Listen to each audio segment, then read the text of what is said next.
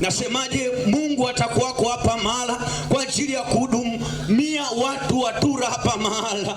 Kama unaweza ukamshangilia tu Kristo kwa ajili ya ule ukombozi Mungu anaenda kufanya hapa mahala kuanzia leo na kwa siku hizo 5 na kuendelea, Mungu ataendelea kuwako hapa mahala. Mengine naweza kuwa na mashaka na mengine naweza kuwa na hofia, ila jambo moja ambalo na uhakika nalo kuanzia leo na maisha yote, Mungu atakuwako hapa Tura. Narudia, nasema ya kwamba mengine naweza kuwa sina hakika, ila kuanzia leo na kuendelea Bwana atakuwako hapa mahala. Nasema Bwana atakuwako hapa mahala. Narudia, Bwana atakuwako hapa mahala. Haleluya, haleluya. Amen. Nijifunza kitu kidogo ila ambacho kina matokeo makubwa kwenye maisha ya muamini yeyote na ambaye anatamani kuwa muamini. Tutajifunza juu ya neema ya wokovu. Neema ya wokovu, neema ya wokovu. Biblia inasema kwenye kitabu cha Warumi sura ile ya 10 mstari wa 9 na wa 10.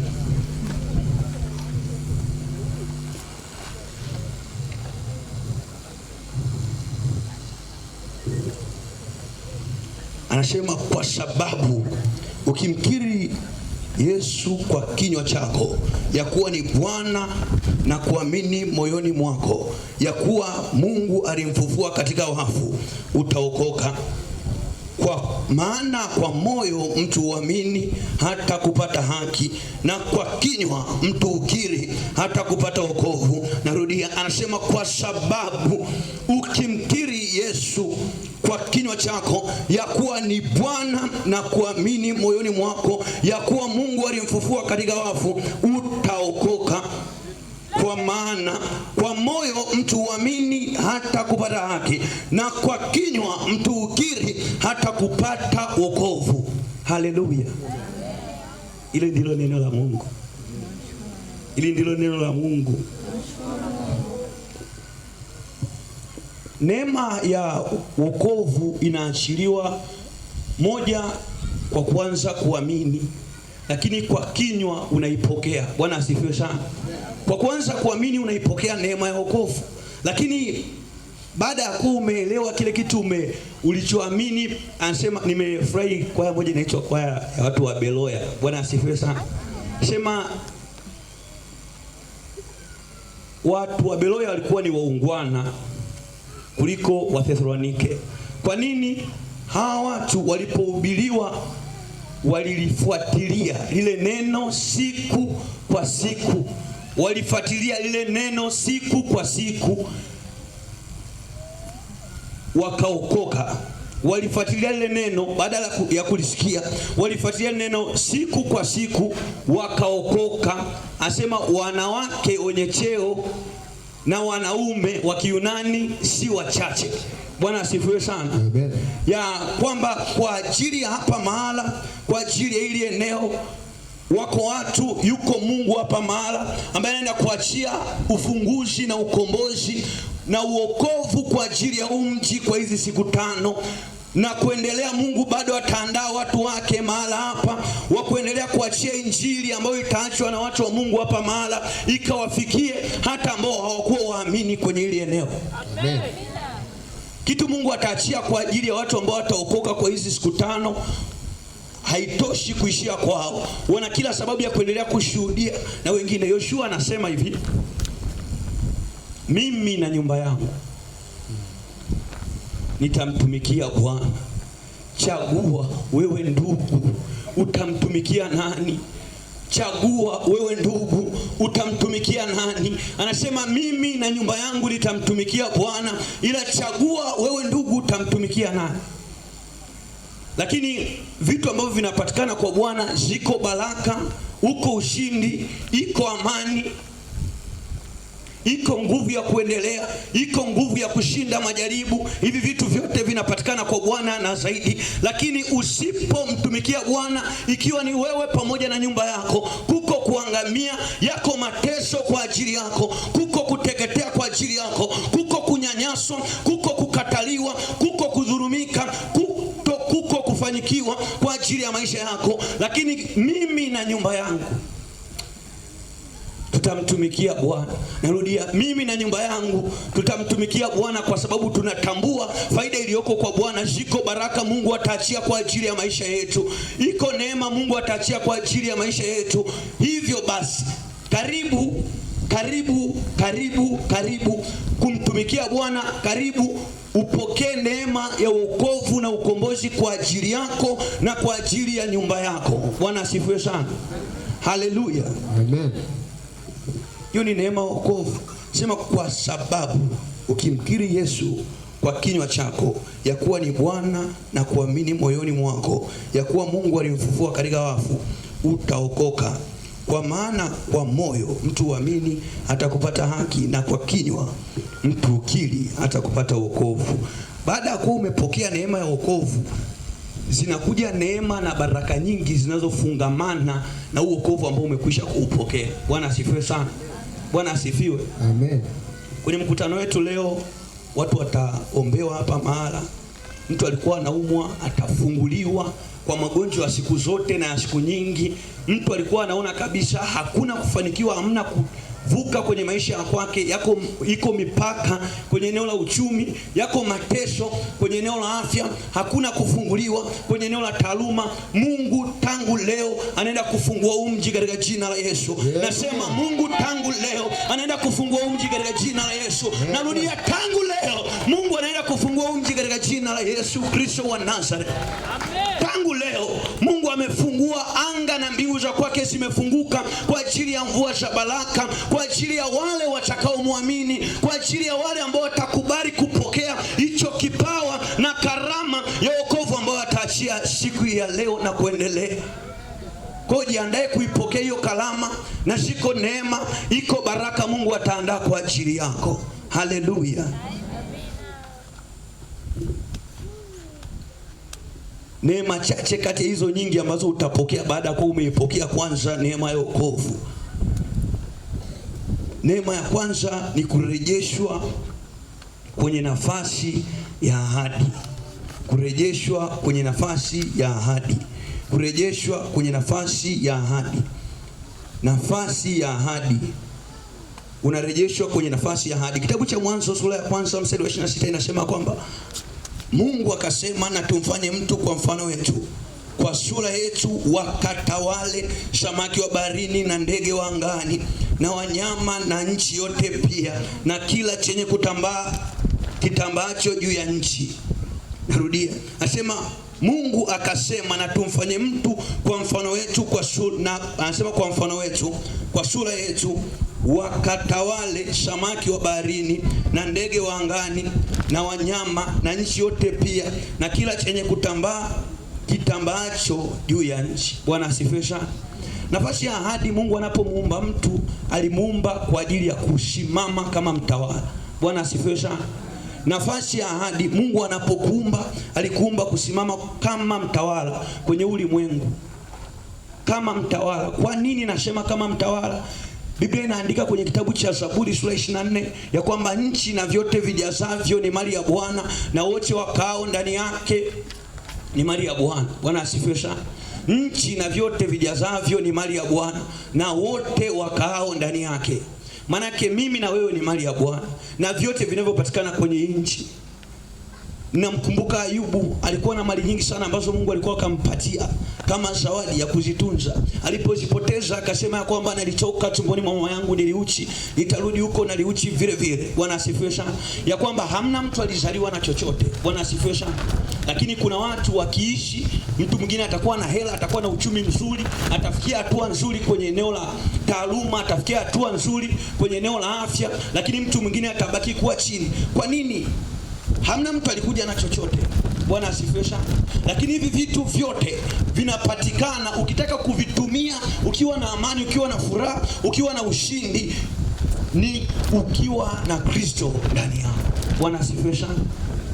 Bwana asifiwe. Unaweza kumpigia tu Kristo makofi. Unaweza ukafanya tu zaidi hapo. Unaweza ukafanya tu zaidi hapo kwa ajili ya utukufu wa jina lake. Ya kwamba hivi vitu ni mali ya Bwana. Mungu katuweka Tofauti ya mmiliki na mtawala, mmiliki ana maamuzi kwenye kitu ambacho amekiweka. Bwana asifiwe. Mtawala ni msimamizi wa kile kitu ambacho kipo. Bwana asifiwe sana. Kimewekwa.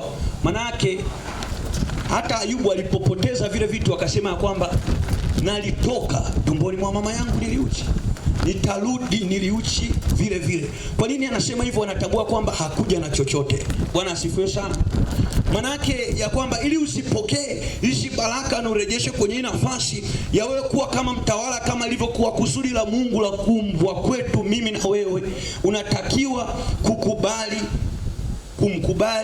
na kukubali ya kwamba Kristo awe ni Bwana na Mwokozi wa maisha yako. Nasema unatakiwa kukubali na kukiri kwa Bwana awe Mwokozi wa maisha yako. Si ungempigia tu Kristo makofi? Unarudishwa kwenye nafasi yako ya ahadi ya utawala, ile nafasi ya kuumbwa. Kama viko vitu vinamilikiwa na wengine, kama ziko baraka, unasikiaga kuna watu wameruzukiwa, Mungu kawabariki, Mungu kaachia ruzuku kwa ajili yao, Mungu kaachia neema kwa ajili yao, zitakuwa kwako katika jina la Yesu. Zitakuwa kwako katika jina la Yesu. Natamka tena, nasema zitakuwa kwako katika jina la Yesu, ya kwamba kama ziko baraka, kama iko ahadi, kama iko neema, itakuwako kwa ajili yako, mtu ambaye uko hapa mahala tura, katika jina la Yesu Kristo wa Nazareti. Utatawala, utamiliki vitambavyo, utamiliki virukavyo, utamiliki kitembeacho juu ya nchi, utamiliki na utatawala ambavyo viko ndani ya maji, katika jina la Yesu Kristo wa Nazareti. Ikawe juu yako. Utarudishwa kwenye nafasi yako ya utawala. Hiyo neema ya kwanza baada ya kuwa umempokea Kristo. Utarudi kwenye nafasi, kwa sababu tukiwa mbali na Kristo hivi vitu vyote hatuwezi kuvipokea. Bwana asifiwe sana.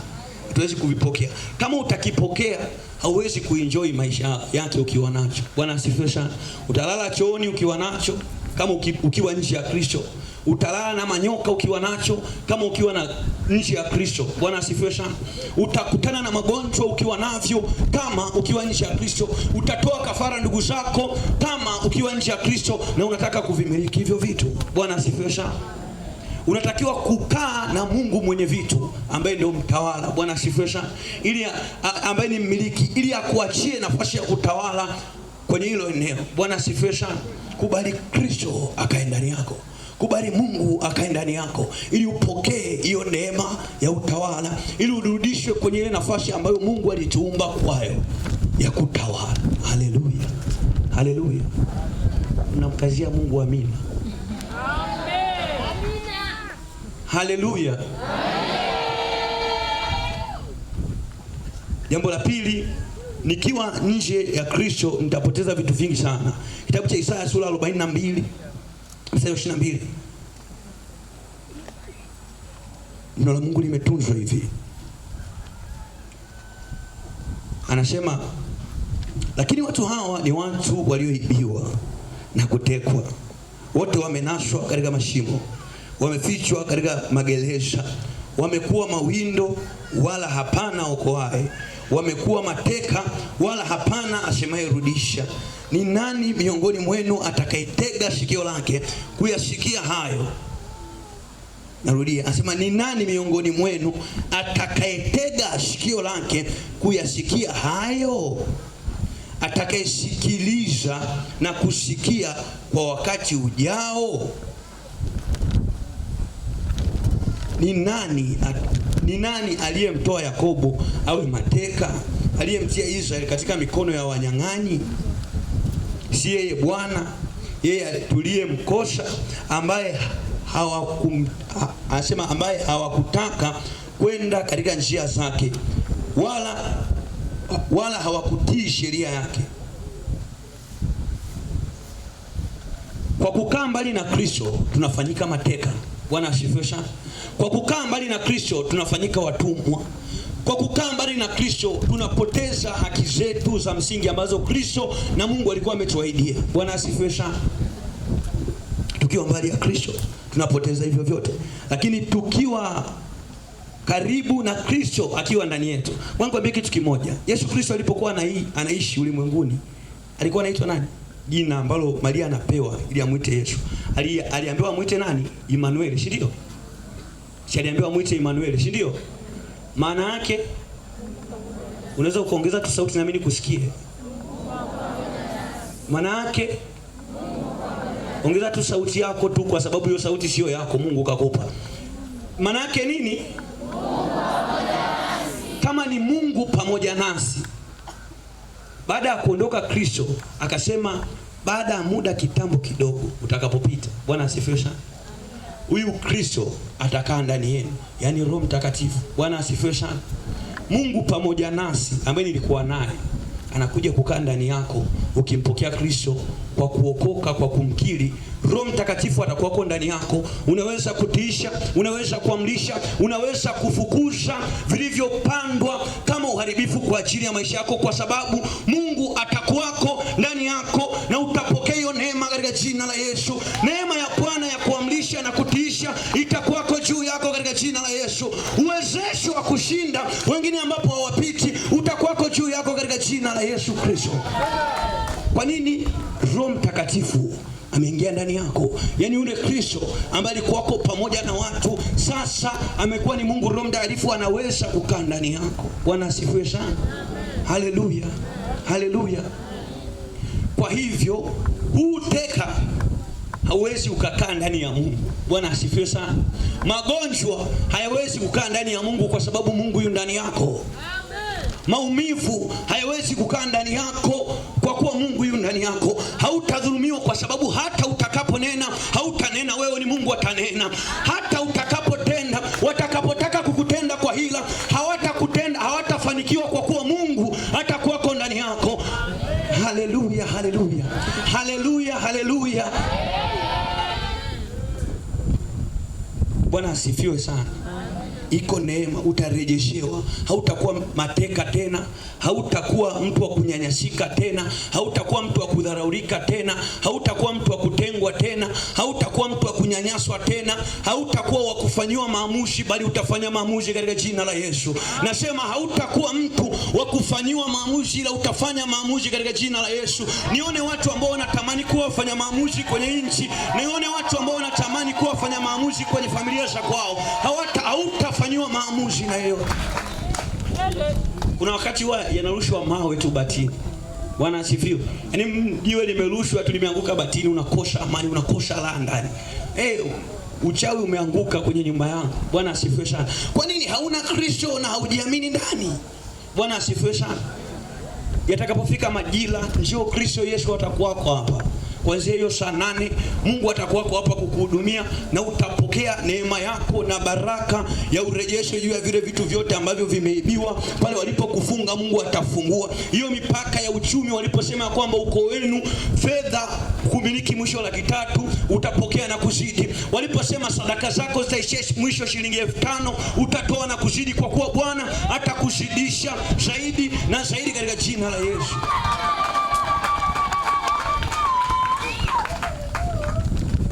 Neema nyingine ambayo utaipokea, tufungue tu kitabu cha Isaya sura 35.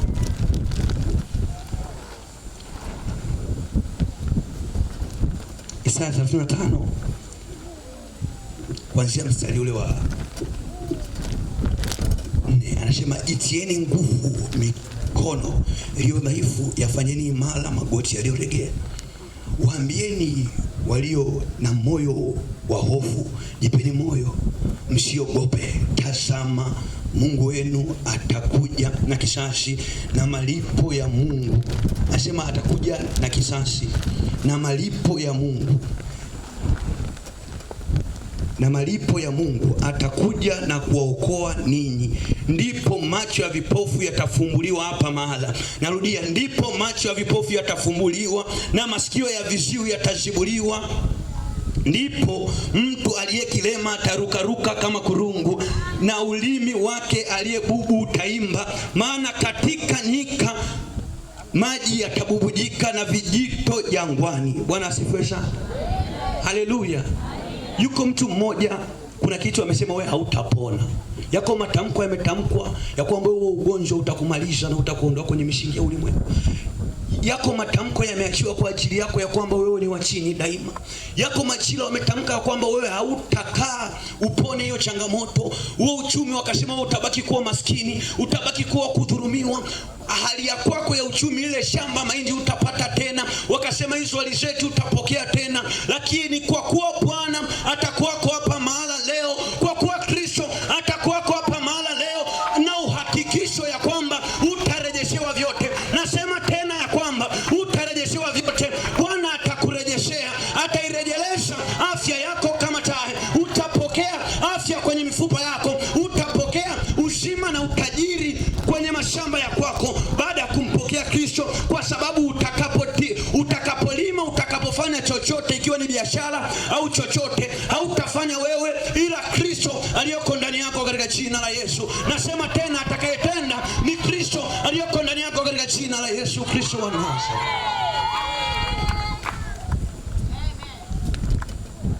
Mungu anayeishi, utapokea hiyo neema ya uponyaji. Hautakuwa mtumwa, utakuwa mtawala. Hautakuwa mateka, utakuwa mteka. Bwana asifiwe sana. Utakuwa wewe ndio utakuwa mtekaji sasa. Bwana asifiwe. Yaani ambapo wao wamezoea kukunyanyasa, utawapeleka. Walipozoea kukufanya wewe ni kibarua, walipozoea kukulaza shamba na ulilala kitandani, unaamka asubuhi miguuni michafu ina matope. Kuanzia utakapompokea Yesu, mara tu utampokea Kristo, haitakuwa hivyo juu yako. Uchawi hautakushinda, lolote halitakushinda. Kwa chochote adui ametamka na ameandaa kwa ajili yako, hakitafanikiwa, kwa kuwa Bwana atakuwa juu yako katika jina la Yesu Kristo.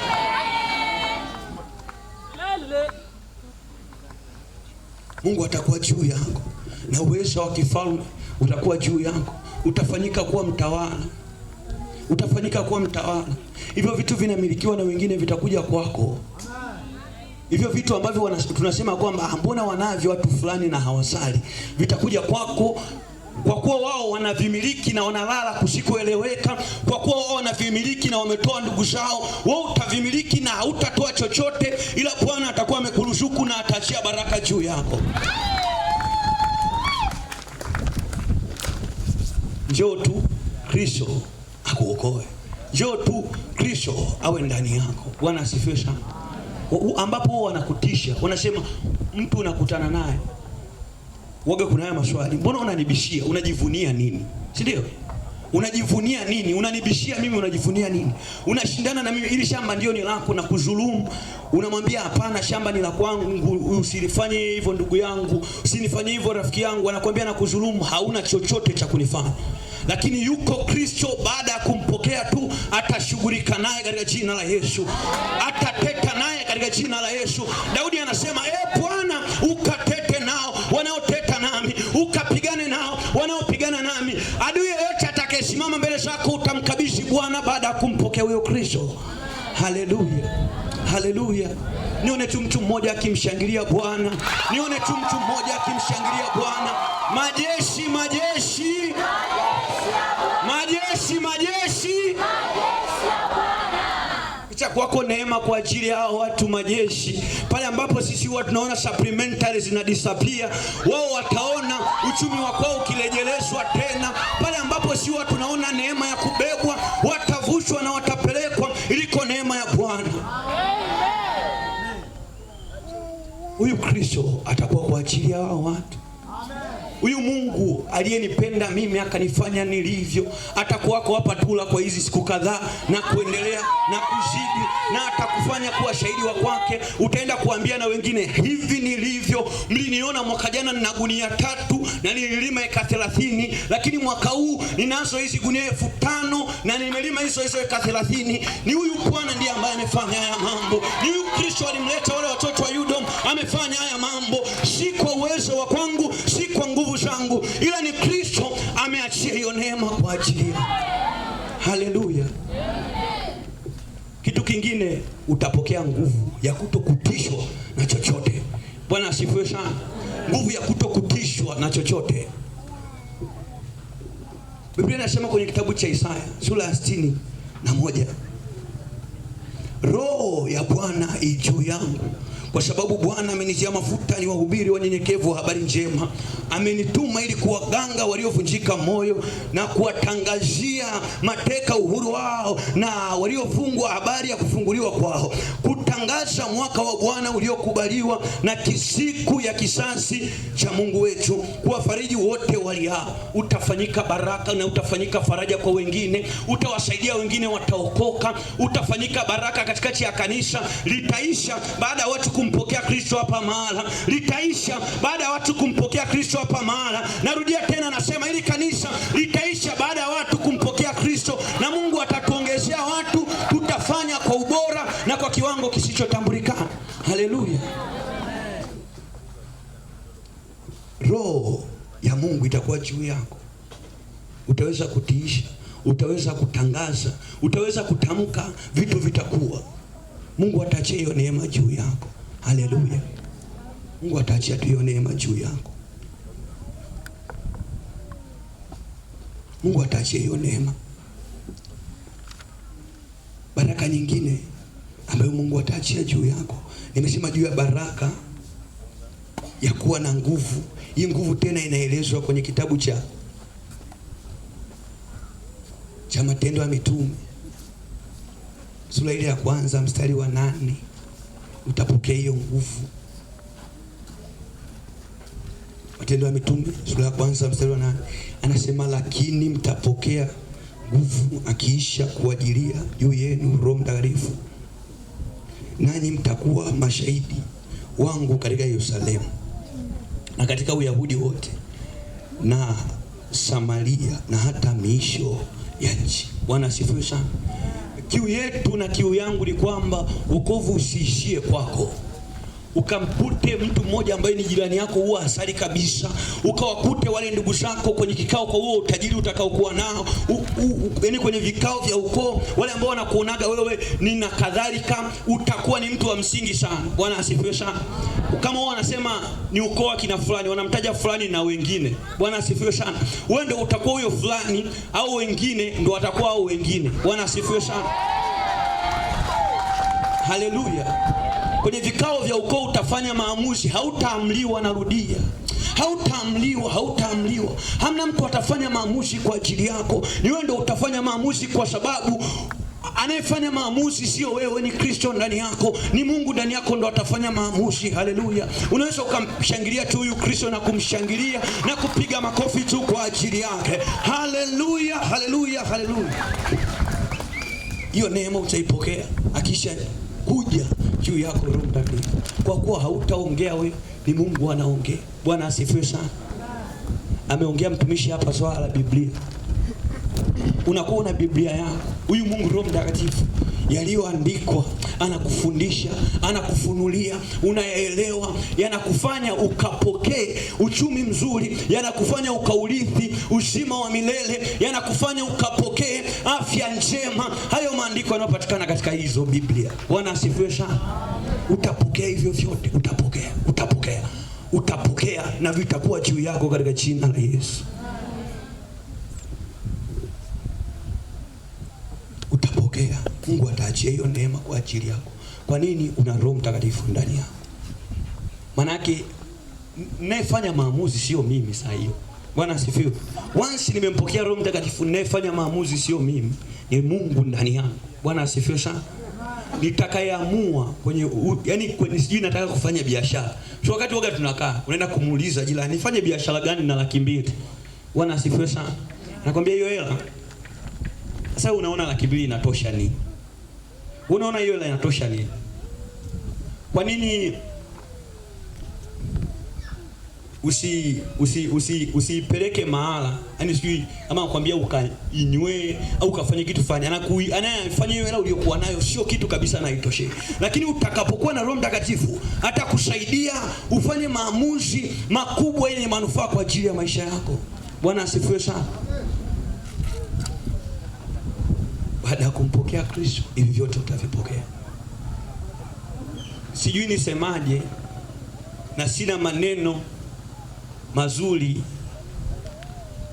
ya kukuambia, ila nikusii tu mwite na jirani yako, ili mwite na ndugu yako, ili wewe utakapokuwa na hela usiwe ndio msuluhishi wa changamoto. Mwite na ndugu yako wote mje muokoke. Bwana asifiwe sana. Ili Mungu akiwapa hela, ili Mungu akiwapa hela, ili Mungu akiwapa afya, wote mnakuwa mna afya. Bwana asifiwe sana. Ili Mungu akiwapa uchumi mzuri, wote mnakuwa mna uchumi mzuri. Bwana asifiwe sana.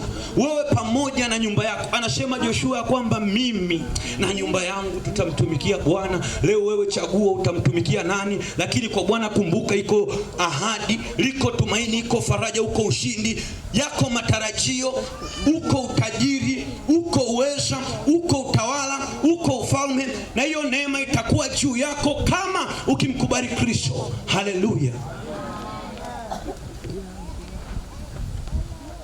Mungu anaishi na Mungu atadhihirika tu kwa ajili yako. Usiogope. Mwite na jirani yako. Yaani itakuwa ni sadaka yako tu nzuri. Mwite na jirani yako saa 8 tu wako hapa mahali. Bwana asifiwe sana. Mwite, yuko mtoto anaumwa, yuko babu anaumwa ni kwa muda mrefu, yuko mtu anaugua ugonjwa mnaona kabisa huo hauwezekani. Leo tunakuja kuusogeza juu ya huyu Kristo Yesu. Watafunguliwa watu hapa mahali. Nasema watafunguliwa watu hapa mahali. Narudia kwamba watafunguliwa watu hapa mahali katika jina la Yesu. Iko neema Mungu atachi. Ziko baraka. Ili wingu limefunguka, ili anga limefunguka, wako malaika wanashuka na kupanda hapa mahala kuachilia uzima kwa ajili ya watu, kuachia baraka, kuachia utajiri kwa ajili ya watu hapa mahala katika jina la Yesu. Na itakuwa kwa ajili yako wewe ambaye utamleta mtu, wewe utapokea mara 100 zaidi, kwa sababu kitabu cha Mathayo mtakatifu sura ya 19 Petro anamuuliza Yesu ya kwamba sisi tumeacha vyote tukakufuata wewe Yesu, tukawaita na ndugu zetu, tumeamua kukufuata wewe, tutapokea nini basi? Yesu Kristo akamjibu ya kwamba moja ni uzima wa milele. Bwana asifiwe sana. Kitu cha kwanza utapokea uzima wa milele. Iko ahadi ya kuirithi mbingu kama utakubali Kristo awe ndani yako. Bwana asifiwe sana. Jambo la pili, utapokea mara 100 kwenye eneo hili la hapa ulimwenguni. Bwana asifiwe sana. Sema mtapokea uzima wa milele, na hapa duniani mtapokea mara ngapi? Ambao tunazitaka mara 100 tu hizo hapa duniani tu, punga mkono namna hii. Ambao unazitamani hizo hela ambazo zinamilikiwa na watu, unazitamani tu hizo mara 100, unaweza ukamshangilia tu Kristo kwa makofi ya ushindi. Haleluya, haleluya, haleluya. Hizo mara 100 zitakuwa juu yako. Hizo mara 100 zitakuwa juu yako. Kuna watu ngoja niongee hichi kitu. Kuna watu eneo la elimu kwenye ukoo wa kwenu, mtu akifaulu akifika form 4 ni mwisho. Kuna watu kwenye eneo la elimu, mtu akifika darasa. Bwana asifiwe sana. Kuna watu yamkini kuna maeneo mengine wanakutana na mipaka ya kieneo kabisa. Jamii nzima hamna mtu anavuka degree. Jamii nzima kama kuna mtu atakuwa na degree, hamna mtu atakuwa na masters. Bwana asifiwe sana. Bwana asifiwe. Hiyo mipaka baada ya kumpokea Kristo Yesu, hayo mazuio baada ya kumpokea Kristo, repo sakatara pakori amanda, itakuwako ahadi, utakuwako ushindi kwa ajili yenu. Hiyo mipaka haitakuwako tena, kwa sababu ni Mungu atakuwa anaamua. Sio watu watakuwa mlia, sio mazuio, sio maagano, sio manuizo, sio mapatilisho atiko yataamua juu yako, ila ni Kristo Yesu ndani yako ndiye ambaye ataamua. Haleluya. Yesu ataamua ndani yako. Ni Kristo ataamua ndani yako. Ni Bwana ataamua ndani yako. Mimi na nyumba yangu tutamtumikia Bwana. Chagua wewe ndugu, utamtumikia nani? Mimi na nyumba yangu nitamtumikia Bwana. Chagua wewe ndugu, utamtumikia nani? Mimi nimemchagua Kristo. Sisi kama familia ya watoto kutoka Chuo Kikuu cha Dodoma tumemchagua Kristo. Tunaombeni, tunaombeni, tunaombeni. Kwa ila tumeiona, kwa upendo wa Baba tumeuona, ukaambukishwe kwenu, ukawako juu ya watu wa Tula. Hiyo neema ikawe juu yenu, huo ushindi ukawe juu yenu, katika jina la Yesu Kristo wa Nazareti aliye hai. Praise, mnaweza mkasogea tu.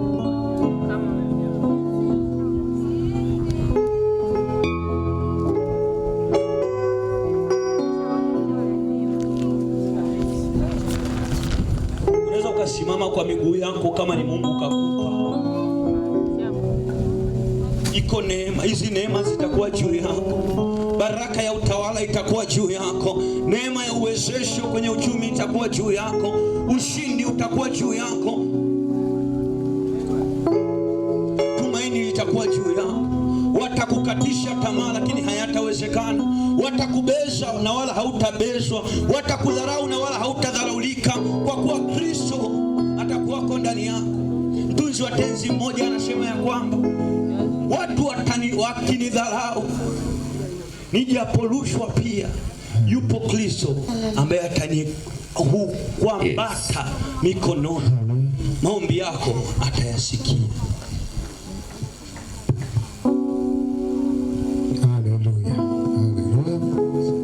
Karibuni praise. Tutaomba tu kwa dakika chache.